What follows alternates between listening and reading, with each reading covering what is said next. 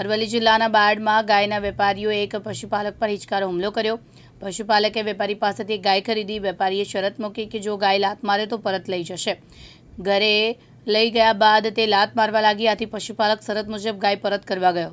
આ સમયે વેપારી ઉશ્કેરાઈ ગયો અને આસપાસના અન્ય 4 થી 5 વેપારીઓ સાથે મળીને પશુપાલક પર હુમલો કર્યો। હુમલાખોરોએ પશુપાલકના પિતાને પણ ગરદાપાટુનો માર માર્યો। કેટલાક વેપારીઓ લાકડીઓ લઈને આવ્યા અને પશુપાલકને ઇજાગ્રસ્ત કર્યો। આસપાસના લોકોએ પશુપાલકને વેપારીઓની ચુંગલમાંથી છોડાવ્યો અને સારવાર માટે બાયડની હોસ્પિટલ ખસેડ્યો છે। બાયડના ધારાસભ્ય ધવલસિંહ ઝાલા તરત જ હોસ્પિટલ પહોંચ્યા અને ઇજાગ્રસ્ત પશુપાલકની ખબર અંતર પૂછી। તેમણે ઘટના અંગે દુઃખ વ્યક્ત કર્યું અને જણાવ્યું કે ભૂતકાળમાં પણ આવી ઘટનાઓ ગાયના વેપારીઓ દ્વારા બની છે। ધારાસભ્યએ માંગ કરી છે કે આ વેપારીઓના આઈડી પ્રૂફ ચકાસવામાં આવે અને તેમનો કોઈ ગુનાહિત ઇતિહાસ છે કે નહીં તેની તપાસ કરવામાં આવે।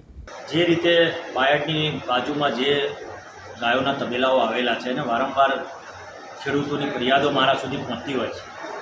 આજે જ એક પશુપાલક ખેડૂત ત્યાં ગાડી એણે 2 દિવસ પહેલાં ગાય લીધી હતી અને એ ગાય લીધા બાદ એની એવી શરત હતી કે ભાઈ ગાય મારકણી ના હોય, એટલે કે લાત ના મારતી હોય છે। લાત મારતી હશે તો ગાય પાછી આપીશું। એટલે બીજા દિવસ કે ત્રીજા દિવસે ગાય પરત આપવા ગયા એટલે એણે દાદાગીરી કરીને અને ખૂબ પશુપાલકને ખૂબ માર માર્યો। એના પિતાશ્રીને પણ 2 લાફા મારી દીધા અને છાતી પર બેસી ગયા। એનું ગળું દબાઈ દીધું। એક જણ લાકડી લઈને આવ્યો। 5-10 જણા આજુબાજુવાળા વેપારીઓ ભેગા થઈ ગયા જે પરપ્રાંતીય છે।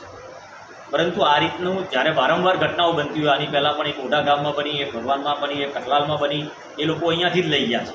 આવી ઘણી બધી ઘટનાઓ વારંવાર મારા સુધી ફરિયાદ આવી છે। આજે હું જે પશુપાલકને માર માર્યો છે હું એને ખબર અંતર પૂછવા આવ્યો છું।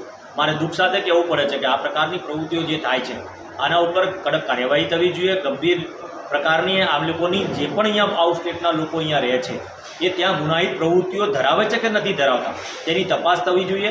કારણ કે આવી રીતના ભોળા અને બિચારા બાપડા પશુપાલકને કે ખેડૂતોને છેતરીને જે પ્રકારે ગાય આપવામાં આવે છે એ ગાયો ચેક પણ ચલાવી ના લેવાય। એની એક પણ ફરિયાદ આવે તો પોલીસ તંત્રને વિનંતી કરું છું કે પોલીસ તંત્ર કામગીરી કરી જ રહ્યું છે, એ ફરિયાદ પણ દાખલ કરી રહ્યું છે, પરંતુ એમને પણ એક દાખલો બેસે એવી કડક કાર્યવાહી પણ કરવી પડશે।